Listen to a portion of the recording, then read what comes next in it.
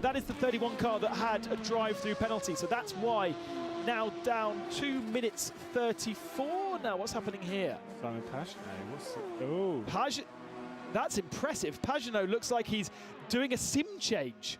I don't think I've ever seen this before. This is interesting. I'm wondering if his wheel has failed and he's trying to plug it back in, and you can see there he's reattaching the cables. Like you say, it is a sim change, so he's moved one off to the right-hand side.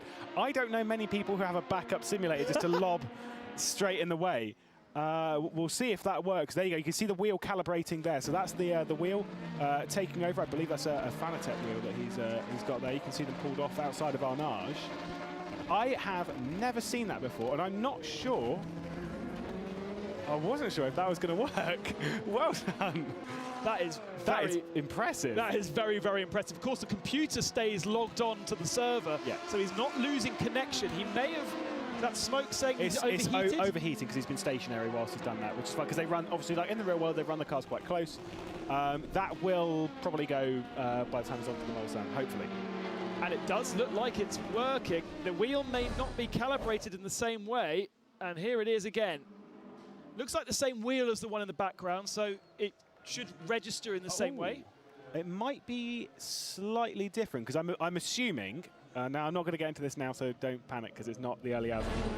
I'm assuming he was on a direct drive wheel, which is like the most expensive type of wheel you've got, and he's moved on to what would be a belt-driven wheel. So it's less, it looks like anyway, it will be less force feedback that he's going to get from that, less detail in what's going on. So maybe that's going to take him a little while to get used to. You see him coming into the pit lane. I'm assuming he hit the wall on the exit of Arnage as well. So he's got to come in to do a bit of repair time, which is going to be bad for his engine, because if he's already been stationary, he's already overheating, and now he's got to be stationary for what could be a good few minutes, depending on how hard he's hit the wall. This could not be good for Team Penske.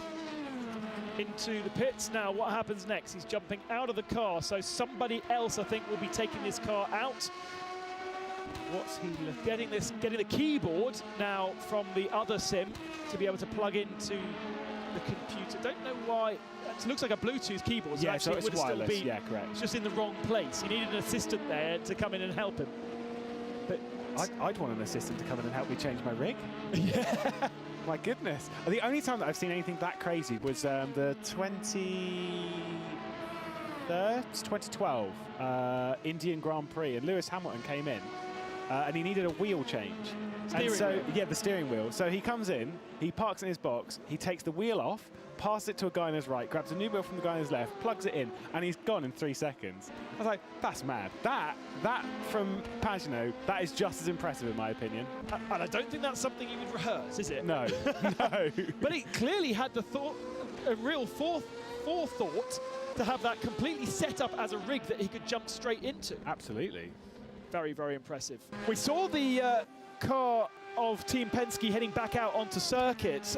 Simon Pagenaud had only done 6 laps of his stint, but great organisation by Team Penske to have Juan Pablo Montoya standing by, ready to jump into the car.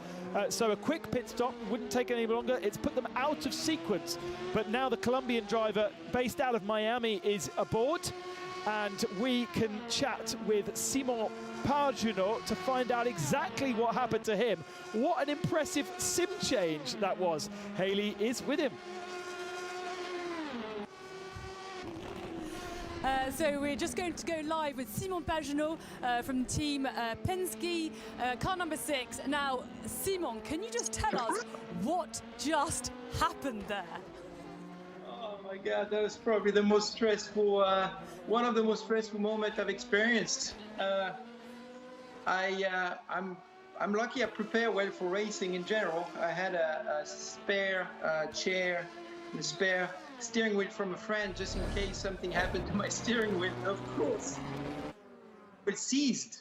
But luckily, revving, it was on the limiter. I couldn't do anything, which was very stressful. And then I grabbed the other seat and plugged it back in, managed to get back to the pits. I knew I wouldn't have force feedback reconnecting it because I tested that just in case.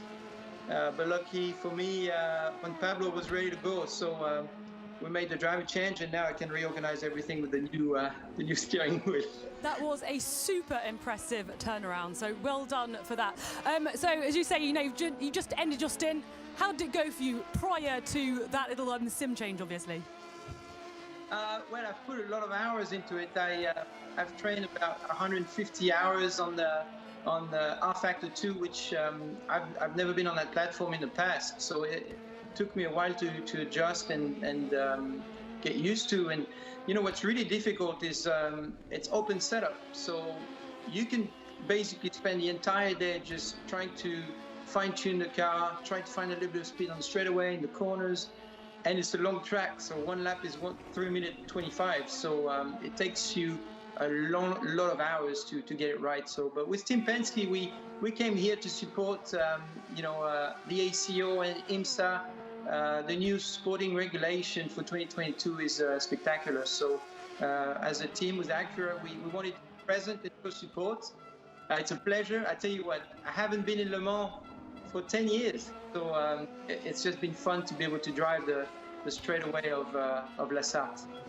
So obviously talking about Team Penske, you're one of 2 teams that are actually driving without a sim racer. It was kind of a big gamble, or are you pretty confident without having one? Well, it's not a gamble. It's quite frankly, we didn't have the ambition to go and win the race without a sim racer. Team Penske, we have phenomenal professional drivers, and we represent the brand, and we represent Team Penske and Acura, and they wanted us to be in the race, and we wanted to be in the race as well. So we said, okay, let's just go and let's support the cause as well with COVID-19, and we'll be around for 24 hours. So our goal is to finish the race, have fun, and represent as well as we can. Fantastic. Well, thank you very much, Simon. Thank you.